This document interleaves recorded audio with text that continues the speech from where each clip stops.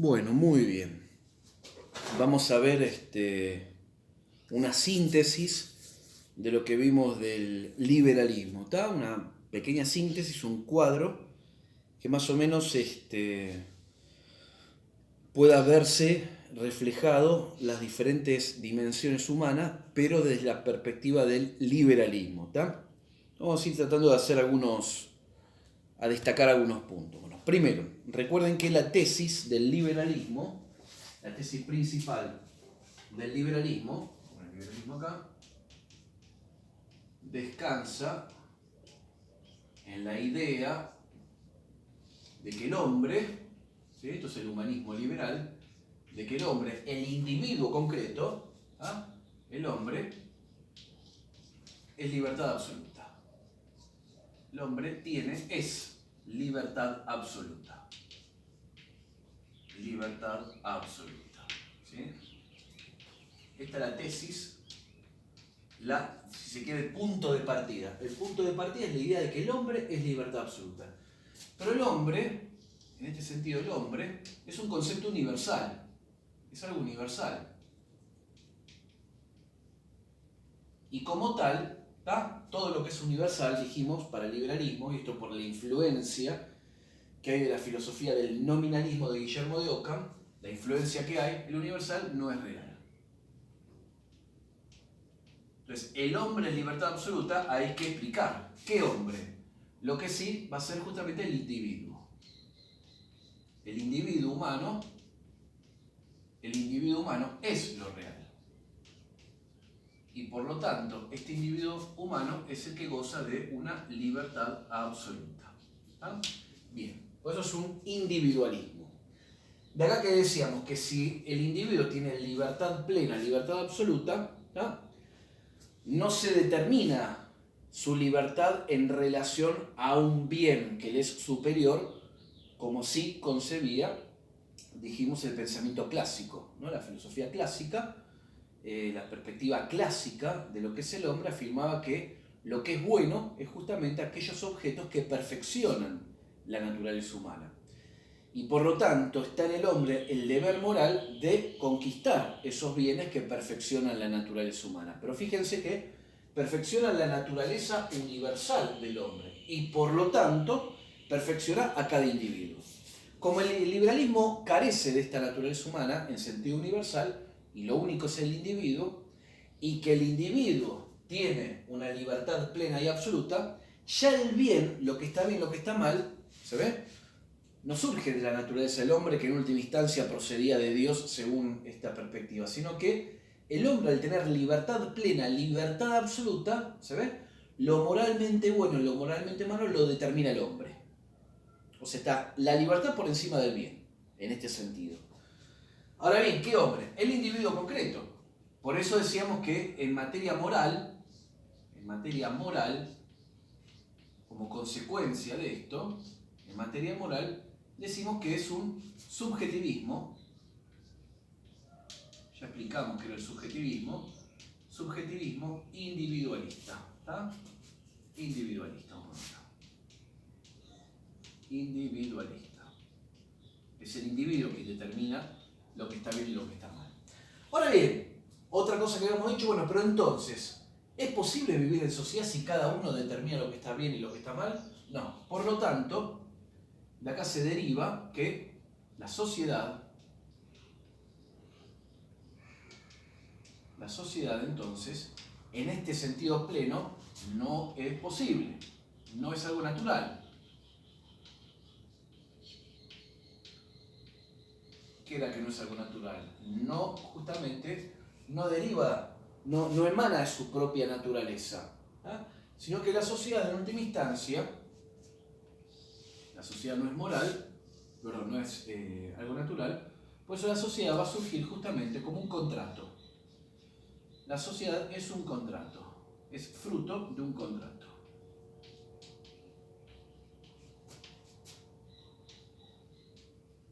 Acá recuerden el iluminismo que habíamos visto, ¿tá? Rousseau, Hobbes, Locke, ¿no? El tema del contrato social. Es fruto de un contrato, pero ¿cómo sería fruto de un contrato? Bueno, la sociedad en última instancia, al ser fruto de un contrato, o sea, debemos ponernos de acuerdo para no matarnos entre todos, ahí estaba el tema de Hobbes, el hombre lobo del hombre, ¿tá? La sociedad civil, va a existir la sociedad civil en relación justamente a este contrato. Que este contrato es justamente, es la sumatoria, es la voluntad general, ¿no? Lo que determina la voluntad general. Acá aparece Rousseau.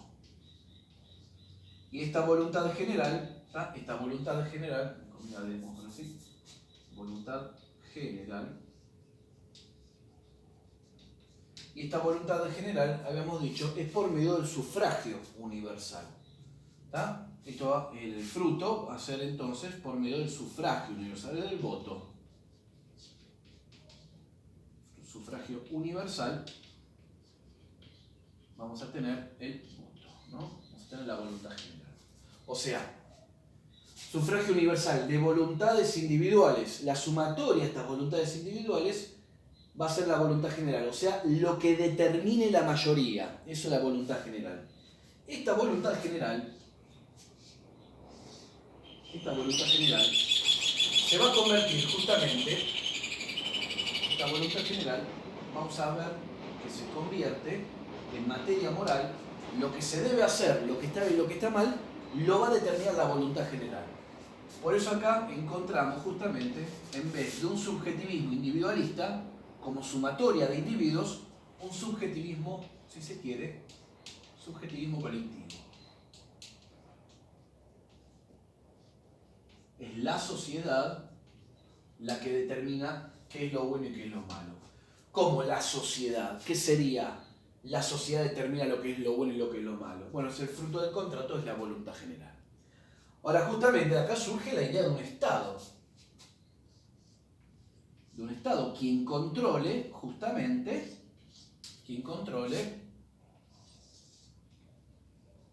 o que de alguna manera lleve a la práctica, ¿se ve? Haga efectiva a la voluntad general.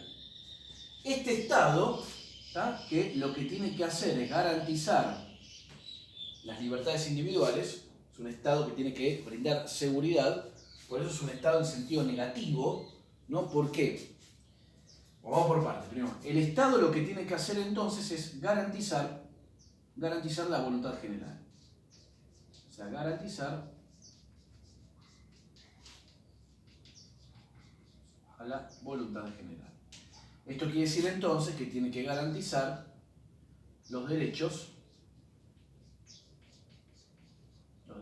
¿tá? Individuales.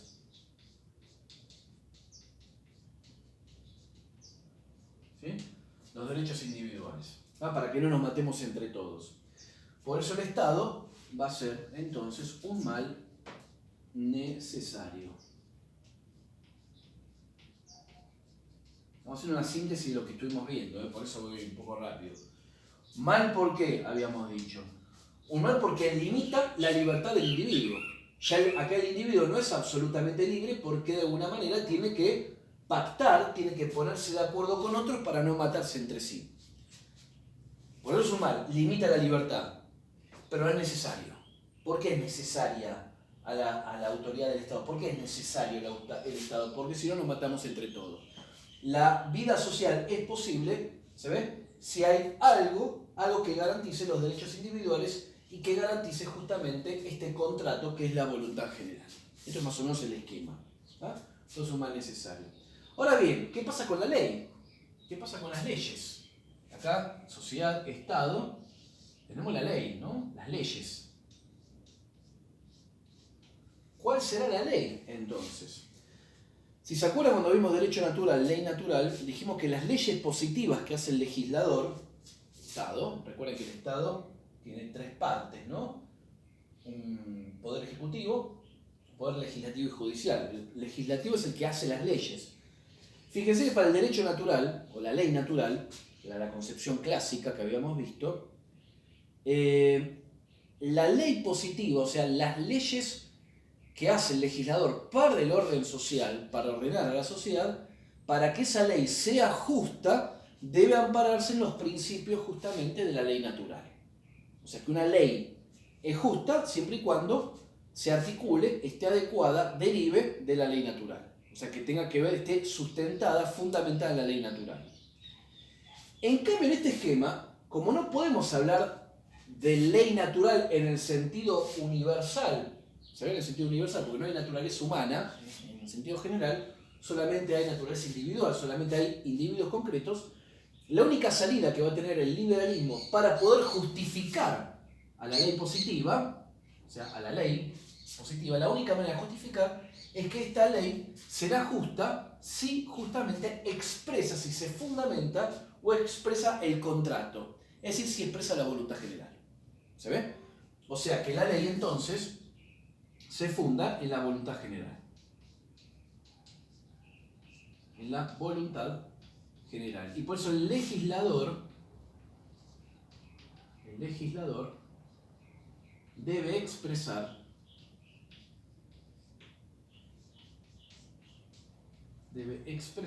¿sí? La voluntad general. ¿Sí? Aquello que se oponga a una ley que se oponga a la voluntad general será injusta. Aquello que esas leyes se adecúen a la voluntad general, que sean fruto del contrato, será justo. Fíjense la diferencia. Por eso lo que está bien y lo que está mal lo determina la voluntad general, es un subjetivismo. Esta voluntad general que es fruto de un contrato, el contrato se puede romper y puede ir cambiando. Por eso no hay de alguna manera principios morales fijos para el liberalismo. Por eso esto va a engendrar un progresismo. Hoy se habla de progresismo. Bueno, hay progresismo de derecha y de izquierda, progresismos liberales, progresismos socialistas, etc. Bueno, en fin, tenemos esto, ¿está? Fundada la voluntad general, bueno, acá tenemos la ley. En materia económica, vamos a poner así, sí. En materia económica, la economía liberal, estos bienes materiales, cómo deben ser ordenados y demás, en materia económica, el fin que se busca en la economía, el fin que se va a buscar, no es el bien general, ¿se ve? El bien común, que podemos saber qué significa esto, ¿no?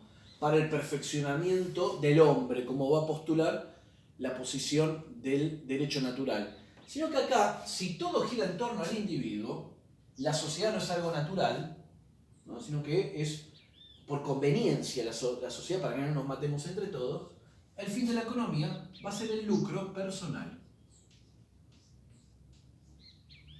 O sea, el lucro individual. ¿Está? El lucro individual. O sea, cada uno va a tratar de buscar el lucro favorable para uno mismo, ¿no?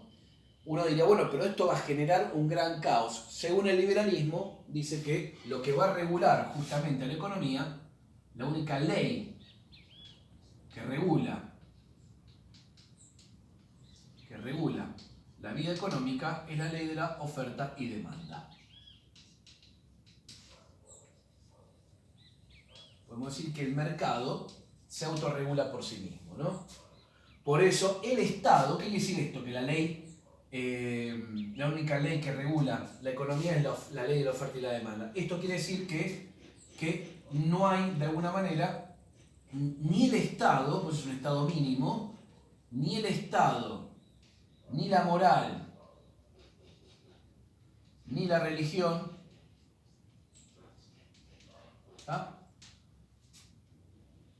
el Estado, la moral y la religión no deben, de alguna manera, no regulan la economía. O sea, que los principios de la moral, entendida en la ley natural, en el derecho natural, la moral no puede regular la economía. Fíjense el punto. Porque todo se autorregula por sí mismo, dicen. Esta es una teoría muy linda. En la práctica termina cambiando esto, ¿no? De alguna manera vemos que hay, cuando hay grandes crisis económicas, siempre la intervención del Estado. Pero bueno, el liberalismo sostiene esto, el lucro personal. Por eso de acá va a surgir después el capitalismo como de alguna manera, como un efecto justamente del liberalismo, que esto lo vamos a ver después más adelante. ¿Está? En materia religiosa, vamos a poner acá, vamos a poner materia religiosa,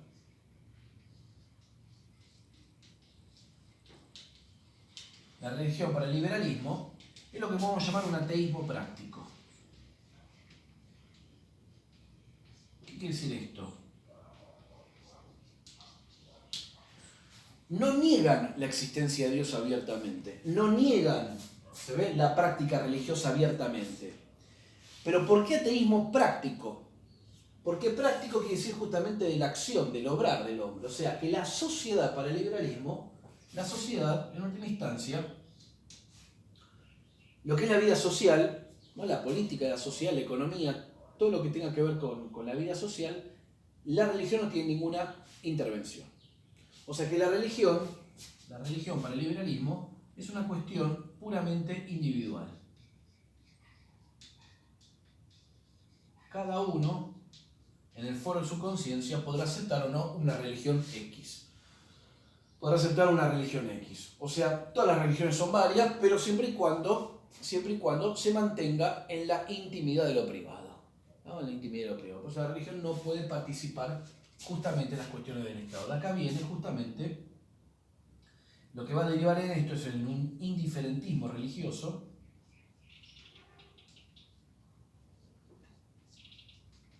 Indiferentismo religioso.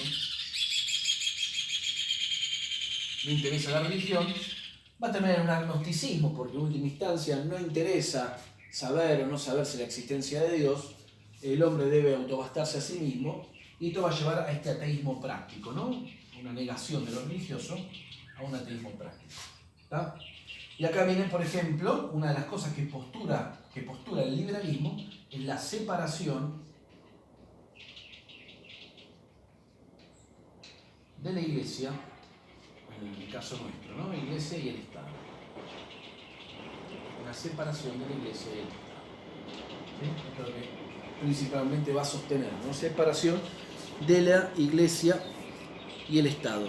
Fíjense, otros elementos que participan en la economía, dijimos que la propiedad privada, ¿tá? No tiene función social. En la economía también podemos decir que la propiedad privada va a ser entonces, por un lado, la propiedad privada va a ser un precepto absoluto, va a ser absoluta y sin función social. Ahora explico esto. Sin una función social. ¿Por qué? ¿Se acuerdan en la ley natural, cuando hablamos de los derechos naturales que surgen de la propia naturaleza humana? Hablamos que la propiedad privada es un derecho, pero es un derecho derivado. ¿Por qué? Porque la propiedad privada la necesitamos, dice el derecho natural, para obtener los bienes materiales propios para poder vivir. Los bienes para poder vivir. ¿Está? Esa es la disposición a los bienes materiales que tiene el hombre, ¿no? Es un derecho para poder vivir. Es un derecho derivado. Y que podemos saber que tiene una función social también, la propiedad privada. Es un derecho yo tenga algunas cosas, pero también tiene una dimensión social. Después vamos a ver por qué. Acá, en el liberalismo, para fundamentar la economía, que es el lucro personal, y para de alguna manera fundamentar la libertad absoluta del individuo, entonces todas las leyes, la economía, toda la vida del hombre debe pasar entonces como fundamento principal en la propiedad privada. Por eso es absoluta, no es relativa, como dice el derecho natural, es absoluta y no tiene una función social. Porque al ser absoluta yo puedo tener mis propios bienes y si quiero los destruyo, independientemente que perjudique a otros. No interesa para el liberalismo. ¿Está? La propiedad privada tiene un sentido absoluto, dijimos. De acá viene justamente qué relación hay con el trabajo humano, porque todo esto se va derivando. Luego, también, en relación al trabajo, el trabajo para el liberalismo es una mercancía. Es una mercancía más, entre otras. El trabajo humano es una mercancía más. ¿Qué quiere decir esto? Que no interesa. O sea que la fuerza de trabajo se termina comprando o vendiendo. Se compra y se vende. ¿Tá? De ahí que el propio trabajador se vea desposeído de lo que produce. Desposeído de lo que produce. Después cuando vemos capitalismo vamos a ver un poco mejor esto, ¿no? El trabajador, ¿no? Aquello que produce es desposeído para el liberalismo. Termina siendo una compra y venta de su fuerza de trabajo. El trabajo es una compra y venta. Que esto lo que va a llevar es a la precarización laboral y termina llevando, si se quiere, a la explotación del trabajador. Por eso el salario, ¿tá? El salario solamente tiene en cuenta solo al individuo y no al grupo familiar. La carga del trabajo, el salario, obviamente que si todo gira en torno al individuo, ¿tá? no tiene en cuenta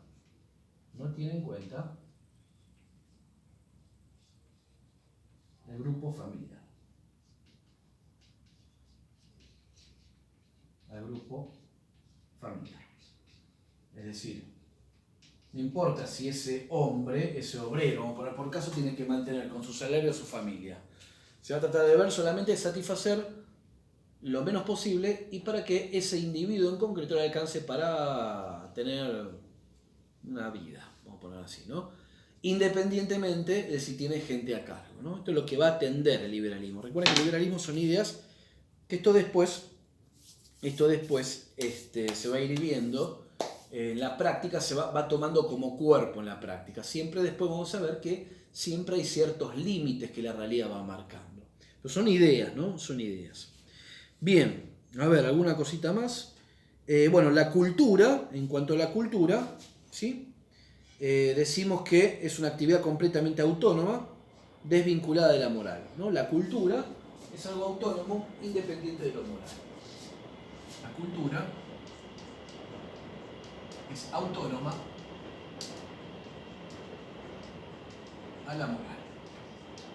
Esto quiere decir entonces que, por ejemplo, en una obra de arte yo puedo hacer algo completamente blasfemo para la religión, algo que vaya absolutamente en contra de las normas morales, y bueno, es arte. Arte por el arte no tiene nada que ver con ninguna condición moral, ¿tá? Ninguna condición moral.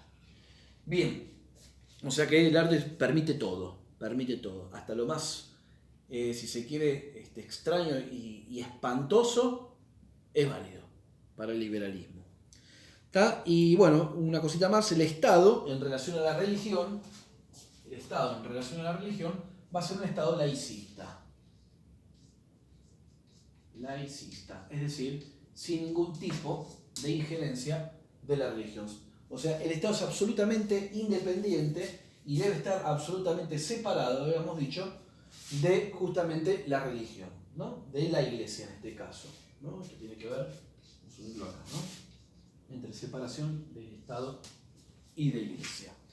Bueno, esto es una síntesis, ¿tá? Recuerden que estas cosas las estuvimos viendo en profundidad, aclarando un poco más en las clases. Es una síntesis más o menos de lo que vimos, ¿no? Algunos elementos a tener en cuenta. El principio fundamental, este es el principio del laicismo, así, es el principio del liberalismo, ¿no? El punto de partida. Es el principio del punto de partida. De acá se deriva todo. De acá se va a ir derivando todo lo que vimos. Bueno, nada más. Era más o menos para tener un esquema general de lo que es el liberalismo. ¿Tá? Cualquier duda la preguntan en las clases de Zoom o me mandan al chat privado de la plataforma y bueno, lo solucionamos ahí. Nada más.